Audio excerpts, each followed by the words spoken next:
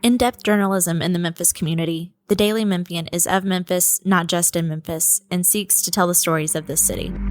TheDailyMemphian.com. Truth in place.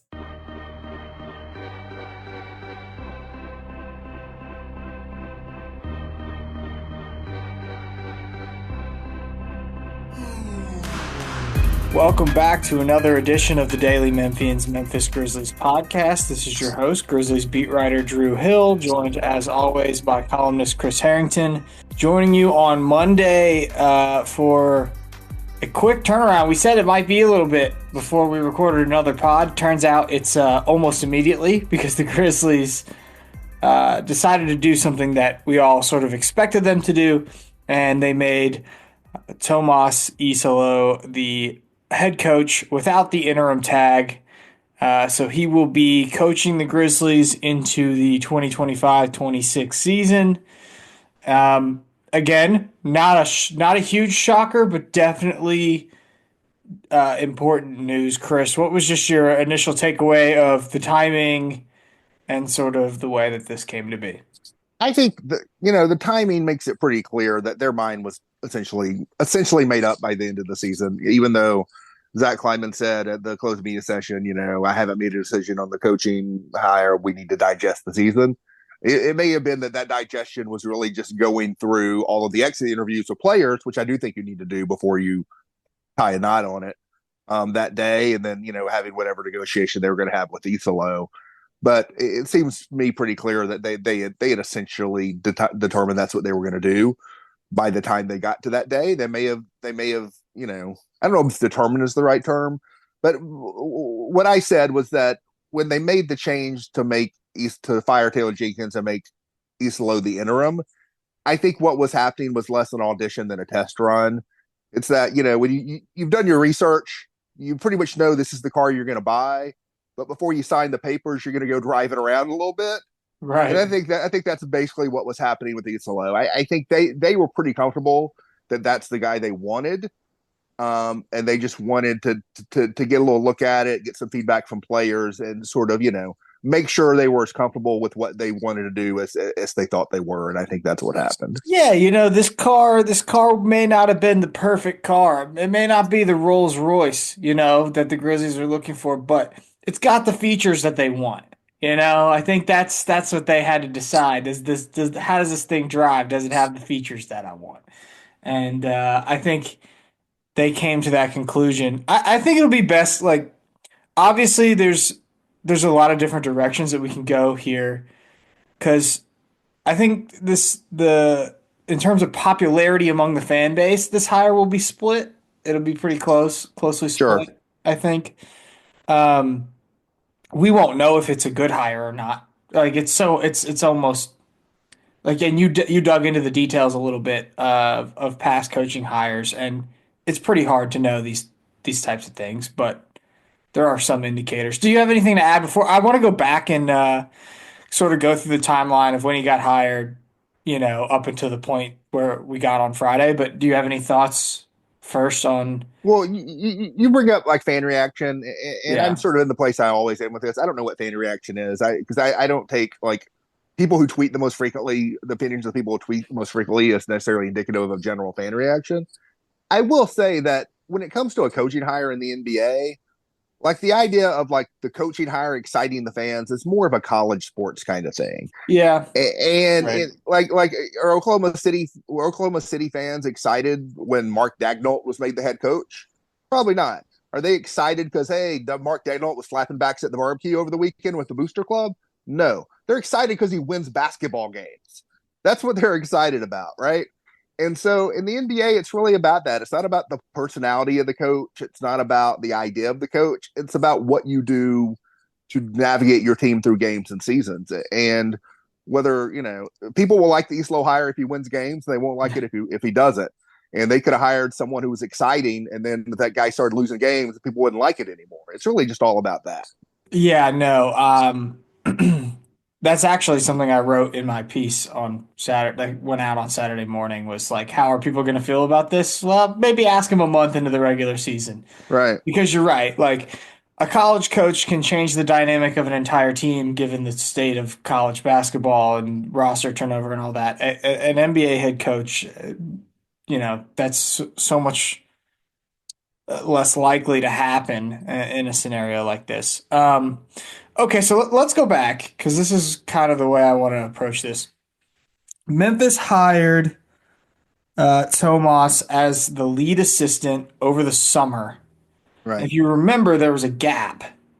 There was a gap between the day that it had leaked that he was going to become a Memphis Grizzlies assistant coach and the day that it was announced that he was going to become a Memphis Grizzlies assistant coach. And we come to find out later, came to report later, that there was a buyout there. And that was probably what was taking so long to make the announcement official for the Memphis Grizzlies. Tomas comes with 3 straight Coach of the Year awards across 2 leagues. He's got all of this head coaching experience. He's got this incredible offense. And he arrives in Memphis as a lead assistant, not a head coach. Is at that point that... Well, let me break in because I want to ask you something about about a piece of information to this point that to me is interesting and remains murky, and maybe you have a slightly better feel for it than I do. At the point that Iisalo is hired to be lead assistant, how much of that is the front office finding this guy and wanting to bring him in? How much of that is Jenkins, who has been told we need new assistants, goes out and finds the guy?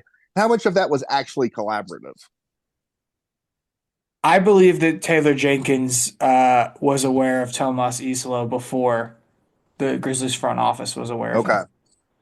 That's an interesting point. I heard some similar things, right? That the front office directed changes broadly in the coaching staff, but that Taylor Jenkins was highly involved in the specifics of those changes. Yes, I mean not to an assistant coaching level, but I do know that there was a connection made with Iisalo before the summer they hired him. So, right. But now this was a hire that everyone was on board with, right. And it was an interesting move for a number of different reasons. One, because Tuomas Iisalo had head coaching interest from other teams in the NBA. One, for sure, we know he interviewed with was the Wizards. And that was almost like, well, why would he take a lead assistant job when he's getting head coaching interest? And I think the answer was that the Grizzlies were more competitive, and that was sort of what he was searching for a little bit more. And 2, the Grizzlies were willing to be so invested that they could pay this buyout to bring him to Memphis. And I think that is not insignificant when you think about the context of this. We can talk conspiracy theories, and I don't even know if it rises to the level of what you would call a conspiracy theory, but like we could talk theories or whatever that were happening at the time that I certainly heard from voices overseas about, wow, they're setting up for when Jenkins gets fired and Jenkins is going to get fired and whatever. But in the end, I think none of that really played out. It's hard to believe any of that because of the way that it happened. The Grizzlies could have hired Tomas, at the All-Star break had they fired Taylor Jenkins, right? They could have waited. Also, they could have done it sooner, I should say. Also, if everything, and obviously this team did go off to a very good start this season, but I think there was underlying that good start was the sense that the schedule was soft early and you're not beating a good team, so that was always bubbling under. If that had not been the case and they were just having the season that Oklahoma City or Cleveland were having, then like Taylor Jenkins would still be the head coach, and so exactly, yeah. This idea that it was predetermined regardless of how the season went, it's just not only is it not true, it sort of can't be true. Right. Yeah, no, I agree. But it was, people did underline and circle saying like, hey, look, the Grizzlies seem awfully invested in getting this guy over to the organization as an assistant. Like this is a level of financial investment that's not typical. And so I do think that naturally when a head coach gets fired in the middle of the season, the interim coach is typically whoever is the lead assistant. But isn't the idea that this is an unusual level of investment for an assistant coach? Wasn't that also true of Noah LaRoche? Yeah, likely could have been. Yeah, but it was fascinating because as the Grizzlies season played out, we know that the way that the offense sort of operated aligned more with what I was writing about LaRoche's concepts at Right. Division III college basketball level than what Iisalo was running in Europe. And so the season happens, the season plays out, Jenkins gets Well, fired. especially initially, like Yes. the way because the offense I think was evolved over the course of the season, and I think it was always Jenkins' intent for it to evolve. But what they focused on in training camp and what they leaned into to begin the season, right? That in particular was very much in the LaRoche direction. Yes, they were already moving in the direction of using more screening and pick and roll and stuff when they decided to make the change. Right. That's an important note here. They were already moving in that direction, but they hadn't fully leaned into it the way that, it felt like Isola was just fully ready to do almost the minute. And they couldn't make wholesale changes, but they did it a lot more often once he got the job. Um, I thought that like that's recap based on stuff we've already talked about. That's recap from when Jenkins was fired. Like that's all stuff we already knew. And then there was the 15 games in which he coached, in which the team had to analyze to figure out what they were going to do from that point forward. And I thought it came with some good and with some bad. Um, to you, what stood out as the good over the 15 games that you saw him coach? I think the buy-in he got from players who could have just like let go of the rope, right? And and one of the things I pointed out was that the actual record was basically kind of the same. You take out the playoff series, right? I mean, Jenkinson didn't have to coach a 4-game playoff series against the Thunder, without Brandon Clark, Jalen Wells, and then without John Morant. But you look at like the 11 games, including the 2 play-in under Isalo, and you look at like say the 11 games leading up to that under Jenkins. There's not a big difference, but I do think the team was more competitive. Again, take out game 1 against OKC, obviously, but in the rest, they were within a 1-2 possession game with 2 minutes to go against Denver, against the Lakers, against Golden State twice, against Oklahoma City, twice in the playoffs. And that had stopped being the case late in the Jenkins tenure. And the team also got back to like not losing against mediocre teams, which had been the case all season and had stopped being the case in March. I think that's important to look at. Like, why did it finally sort of turn in March? And in March, it wasn't just that the Grizzlies, were not beating the good teams. They were starting to struggle with the mediocre teams. You lose double digits at Sacramento, you lose double digits at Portland, you lose at home to Atlanta, lose at home to San Antonio. It was that kind of that stuff too. And so I think from a performance standpoint, Isalo took a team that was fading and brought it back up to sort of par, and it sort of the way it had been earlier in the season, where like you're beating the bad teams and you're competitive with the good teams, but you're not really beating the good teams. You got to back to that level. But I think it was the player buy-in was the biggest thing, and I think the more big picture, the way he thought about game planning, the way he thought about big picture strategy. The outcomes and the in-game management stuff, it's the stuff you can nitpick. But I think the team was comfortable with him and sort of the quality of his thinking and the quality of in a big picture sense and the way he was able to get players to buy into him. Yeah, no, I think that part was important, and I do want to get to some of the negatives here too, because it, we can't just only focus on the positives. But I was I was traveling with the team a lot in those early stages when he was taking over for Jenkins in Miami and in Denver, and made a few different stops in Golden State, obviously, for the play-in. And like that, people were already talking about sort of the way that he operated the team and the way that I'm saying like staff, you know, coaches around him, players, that all that sort of thing. Like they were all sort of talking about how like direct he was almost, Right. Yeah.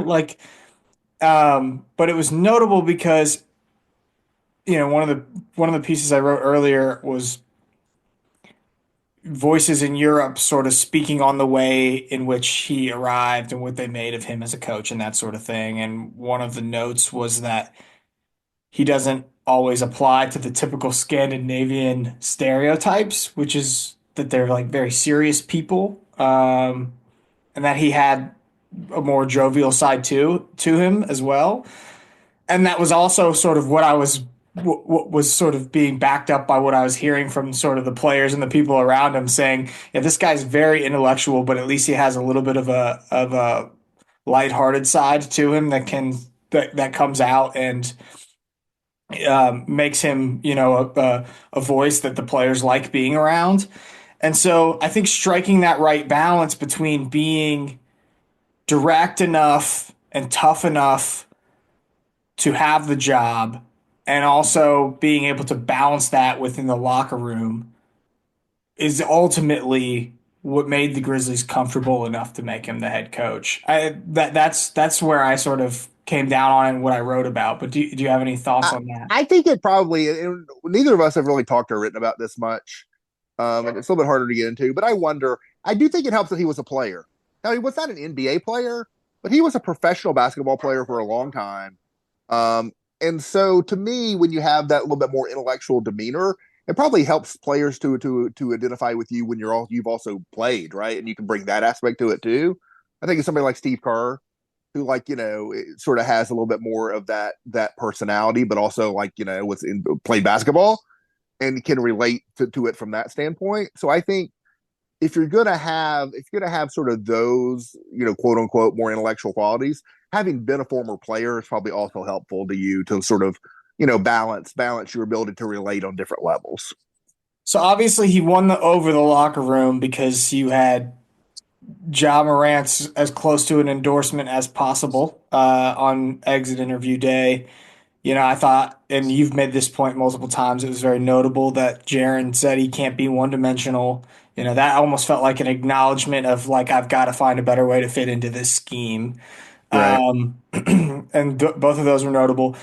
I included some other stuff in the piece, in my piece, which you should go read my piece and Chris's piece. But we both wrote about the coaching hire, and they're both up on the Daily Memphian website. But um, I had a conversation with Marvin Bagley sort of off to the side the night that he played against Dallas in the final play-in game, which that was actually, in my opinion, one of the best moves that Iisalo made in this over these 15 games was that move to get Bagley into the lineup when no one really expected him to be playing in that game and match up against the Mavericks bigs. But he said, for players that are in and out of the rotation, we just want to know whether or not we're going to play. Like, just tell us, man, you're playing or you're not going to play.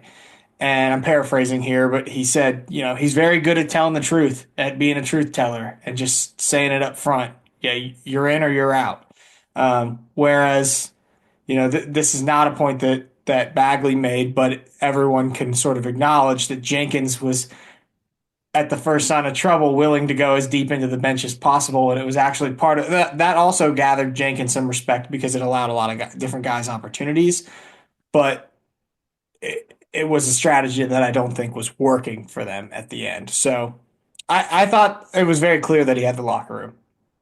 Like, no. Right. Do you have any thoughts on the Ja or the Jaren comments that you haven't already made 5 times on the radio and on this No, podcast and not everywhere else? really.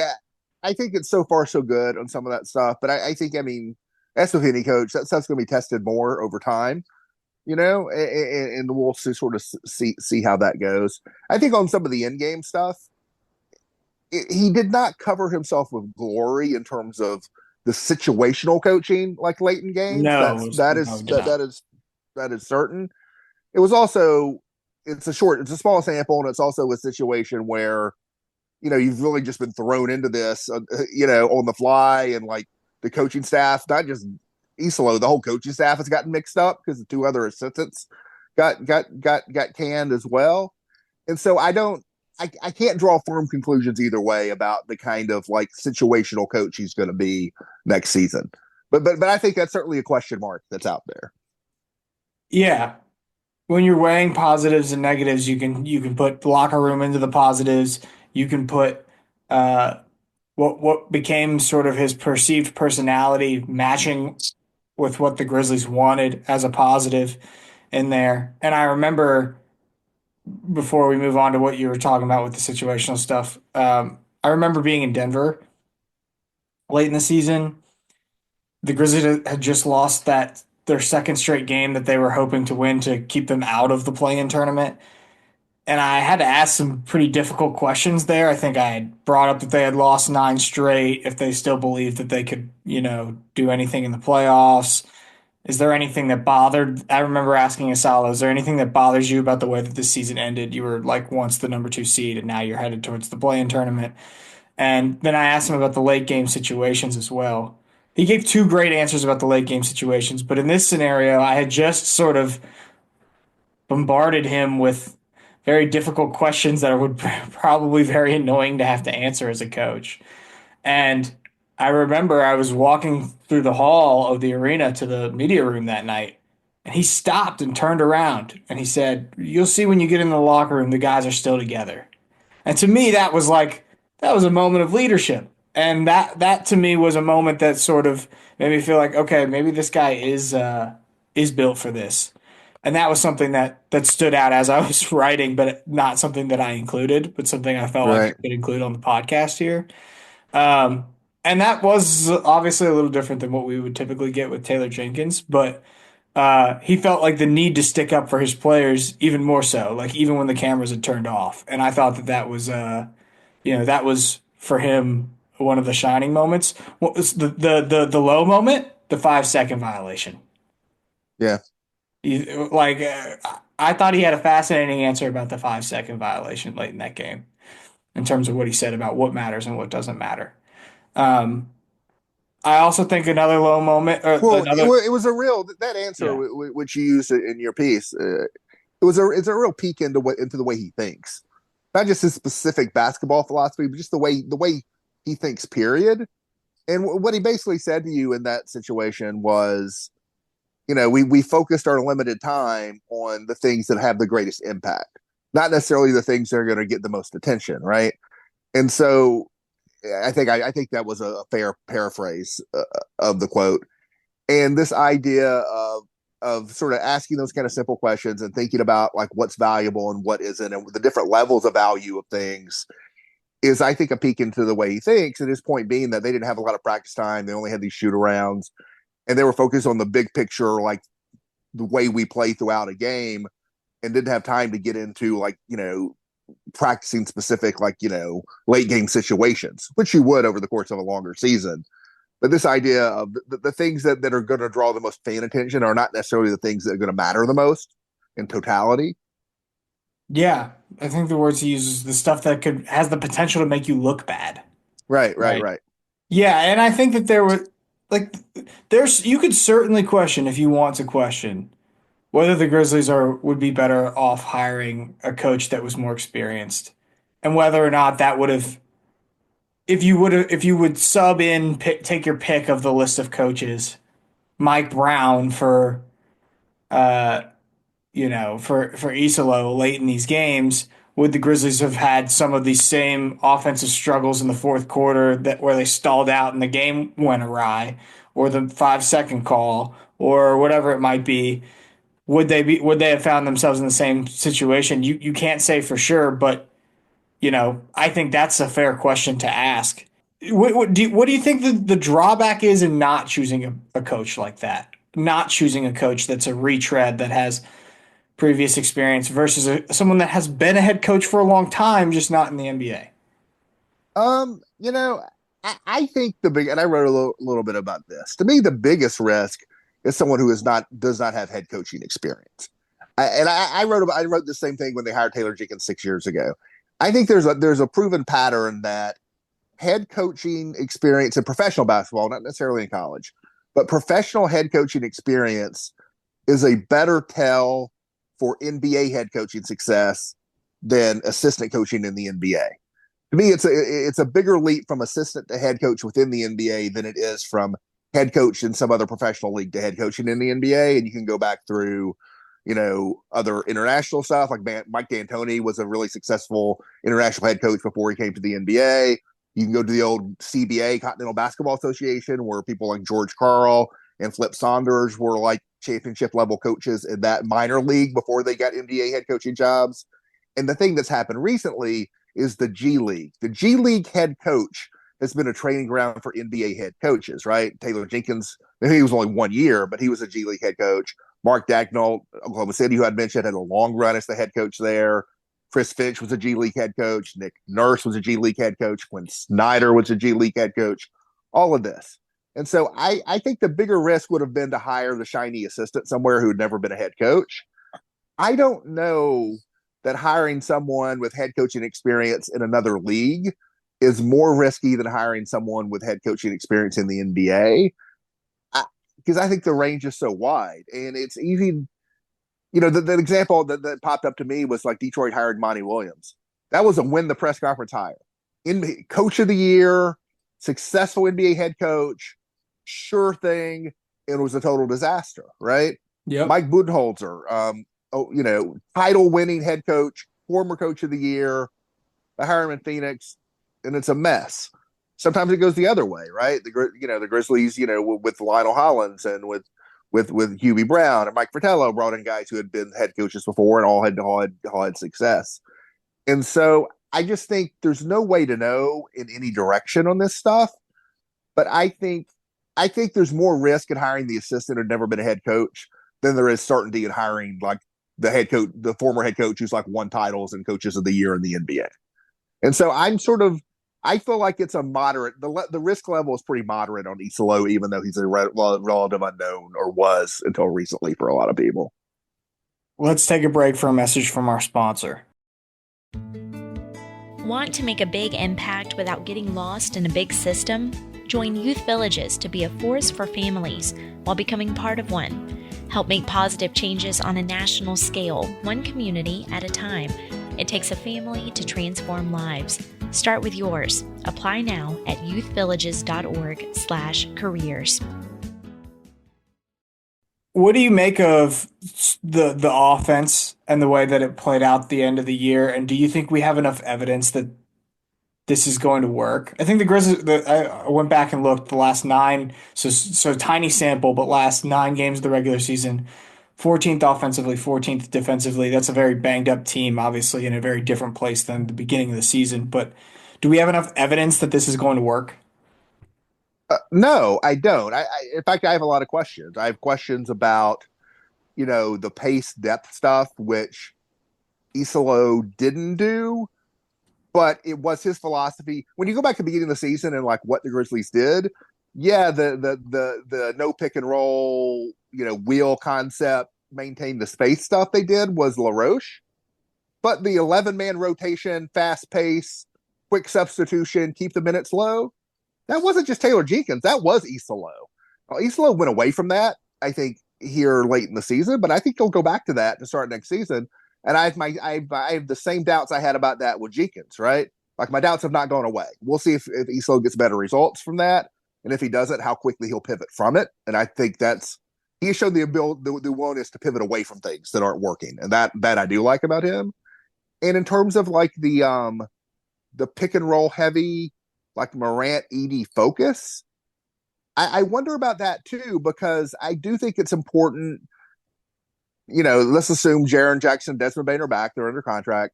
I think it's important to maximize those guys. It's important, to find different kinds of shots. I don't necessarily think like John Morant going downhill every possession is the best way for the Grizzlies to play basketball. And I've always thought that Morant's passing and his playmaking is as important as his scoring, if not more so. And that the Morant I like best for the Grizzlies is not the Morant who's making tough shots. It's the Morant who's creating easy shots for other people. And so if they play a way that limits passing, that's more, quick shot, which is what they did against OKC, which was good in that matchup. But generally speaking, over 82 games, if it's more Morant dominating the ball, coming off screens, quick shots all the time, I don't know if that's the best way. But I'm interested to see how he tries to put the pieces together. And I'm interested to see his willingness to adapt to things that aren't working. 2 things on that. But I'm not full-throated in my endorsement of that general strategy. I do have questions. I agree with Morant going downhill may not be the best strategy. Also, not the best strategy for his health either. That's right. You got to have a healthy jaw in the playoffs. I'm curious still, and I don't have an answer to this, but we did hear Zach Kleiman briefly mention, "Hey," in talking about this pick and roll heavy offense, and I'm happy to talk about how Jaren Jackson Jr. can fit into this equation too. Never got to that point in the media Right. interviews. Do you have any guesses as at what that might have been? Not necessarily. I mean, I have stray thoughts. None of them are guesses.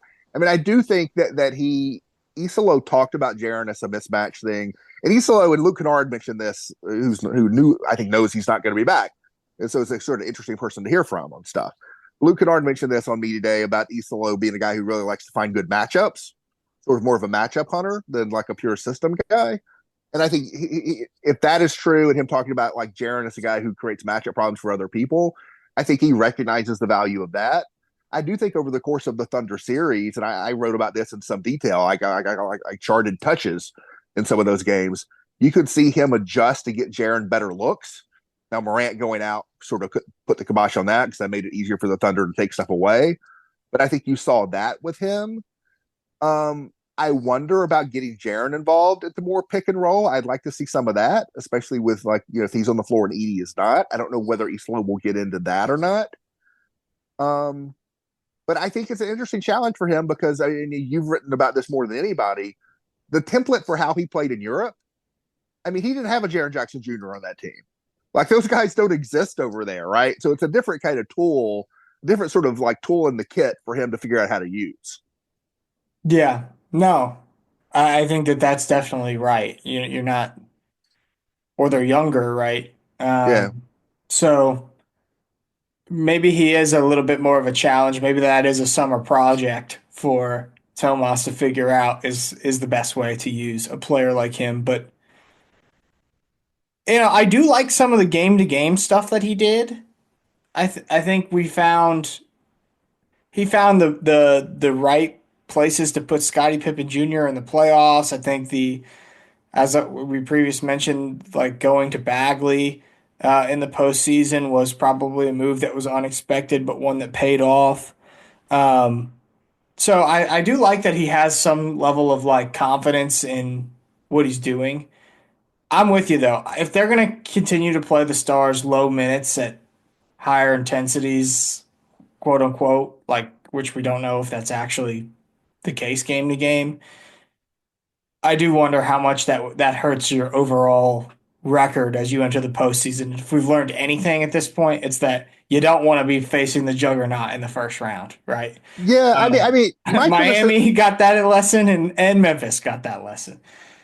my criticism early in the season, and I was articulating this like 2 or 3 games into the season, was not like that the team should go away from that philosophy wholesale, but that the team should have been more willing to break from that philosophy at time to time in specific game situations. Like when you're in a 3 point game with Brooklyn or whatever, and like they blew out so many bad teams that it was easy for them to keep minutes low in a lot of games that I thought they should have been willing to hit the gas a little bit more in tight games to try to eke out a few more wins. And it's that kind of more willingness to bend your philosophy that I would like to see. I'm not necessarily opposed to the philosophy as a regular season philosophy, but I would like to see the team less married to it, even if that is their philosophy in terms of a game by game situation. Yeah. Do you have any time for the outrage about the challenges?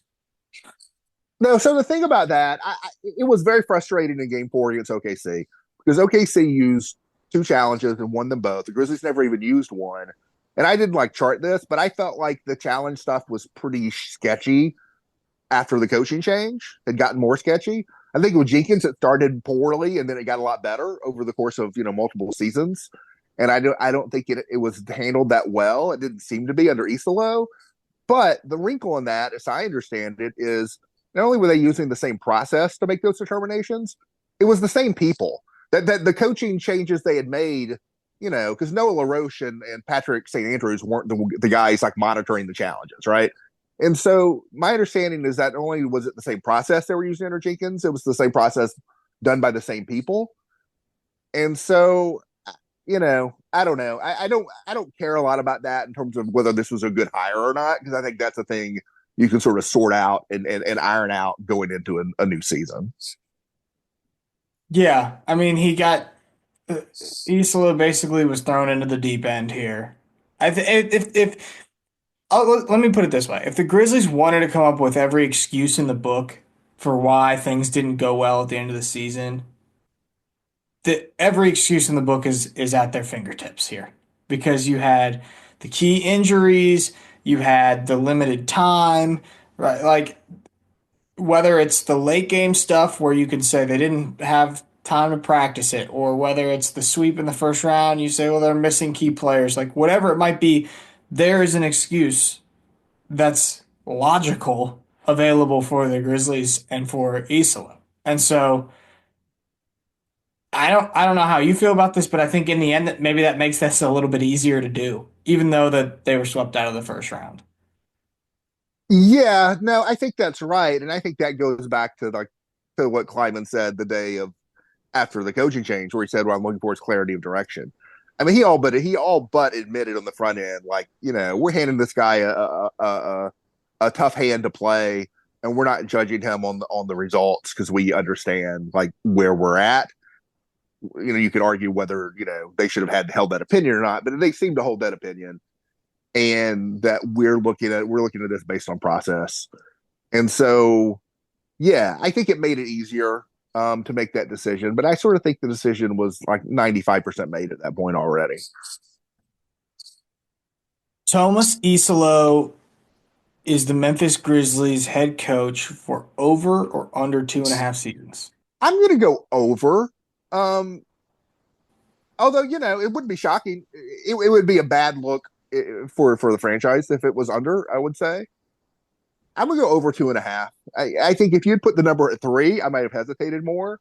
But I feel like he'll get 3 years. Yeah. They had a lot of patience with Jenkins, They did. He got close to 6. Yeah. Soared over on that one. I just feel like the team is in a different state, though.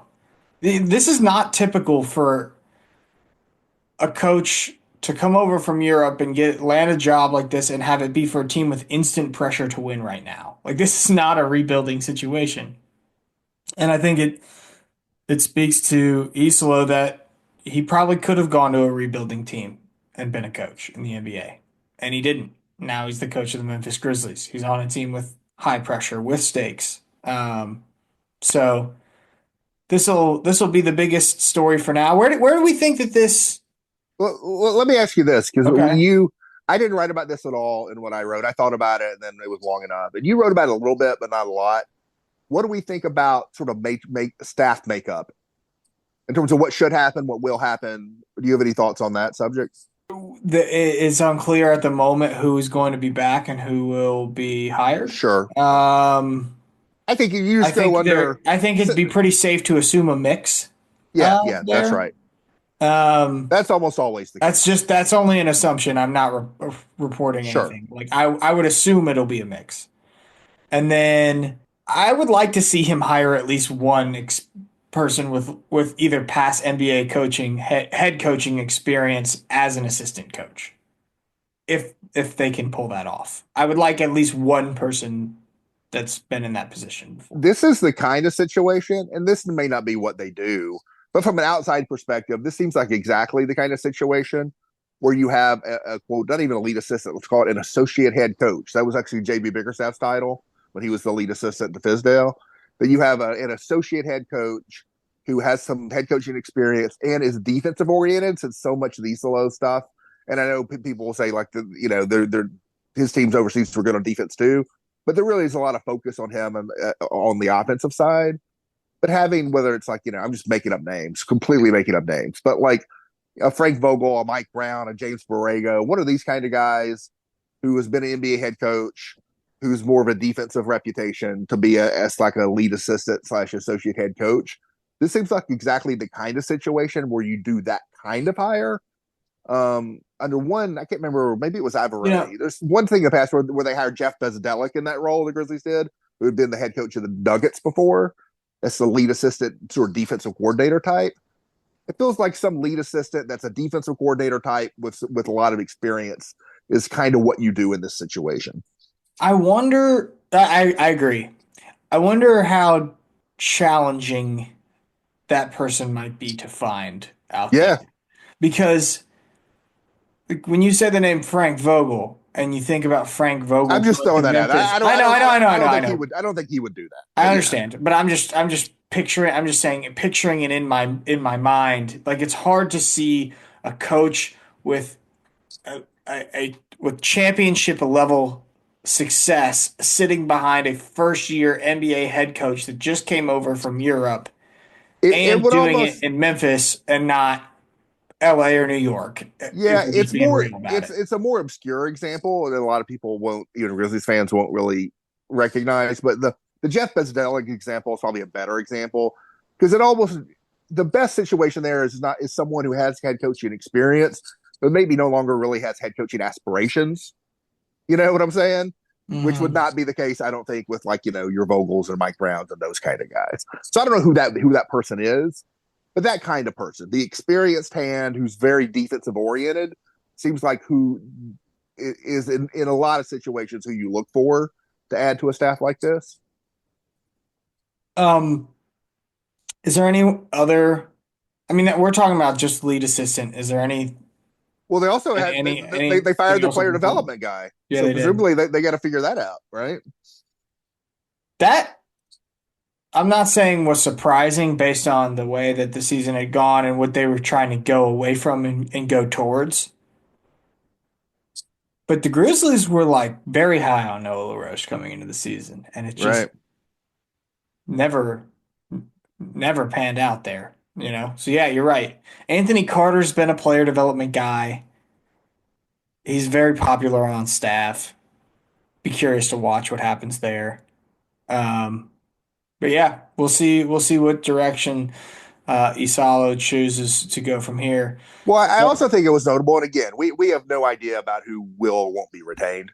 But since you brought up Carter, I thought it was notable that Jason March was the interim lead assistant basically down the stretch. I mean that did signal something about Isolo's belief in him. I thought yes, but he also has a long he organizational had history, and head coaching history, right? right? G League head coach, Right. right? So And he was in the Grizzlies organization pre Taylor Jenkins. He's been an organizational guy. yeah, I think that one always sort of made the most sense. But maybe it does speak to how Isla feels about him. All right, before we get out of here, some thoughts on the playoffs. The Nuggets, just an absolute butt kicking over the Clippers.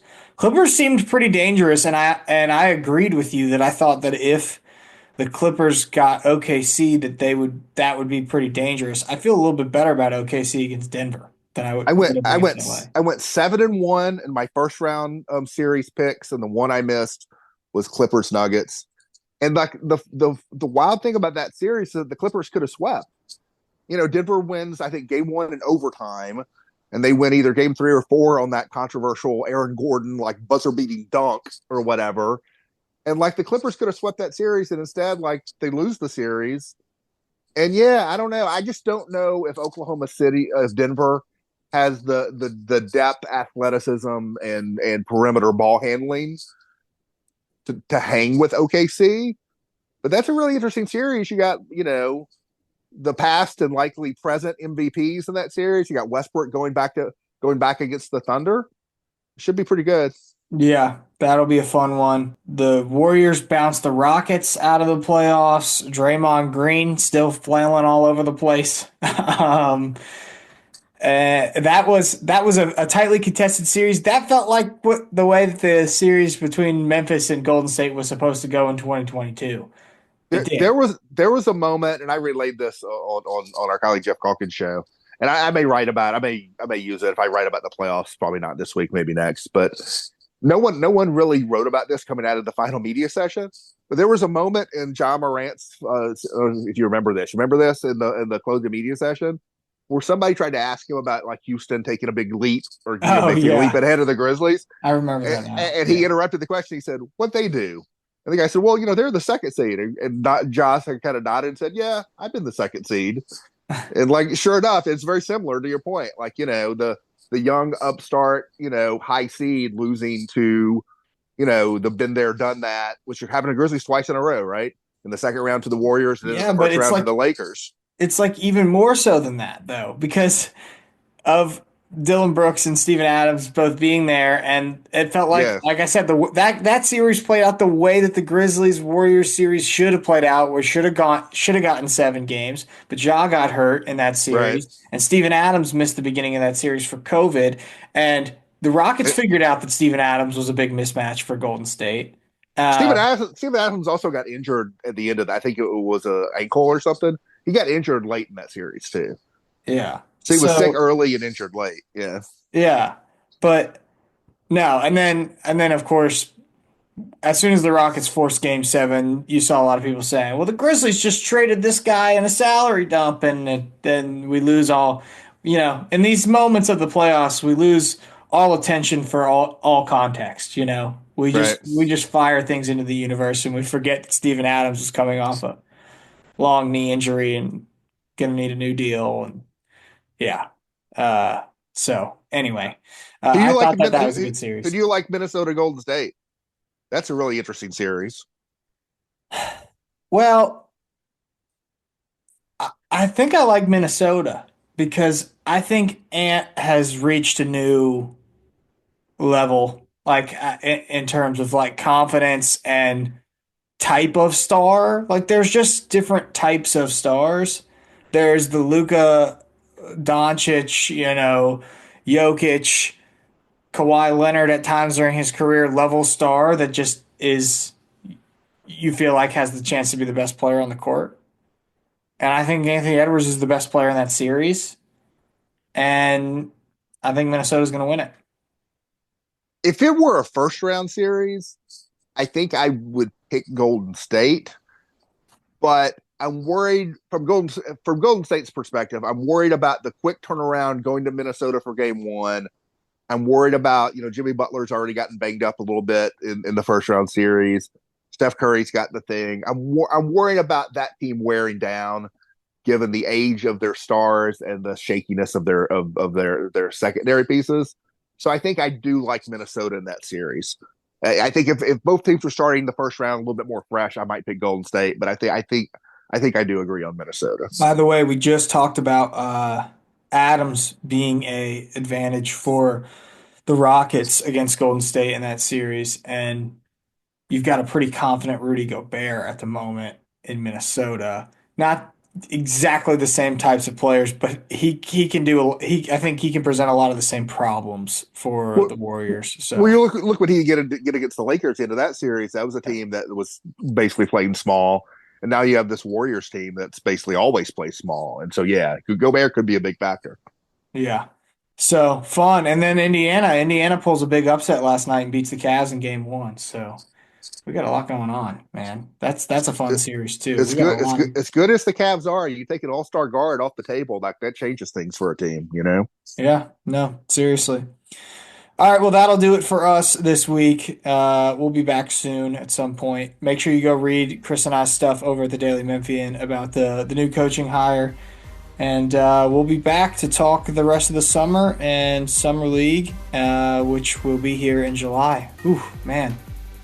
We don't get much of a break, Chris. It's a pretty Nope. quick turnaround. So, all right, for Drew and for Chris, we're out of here.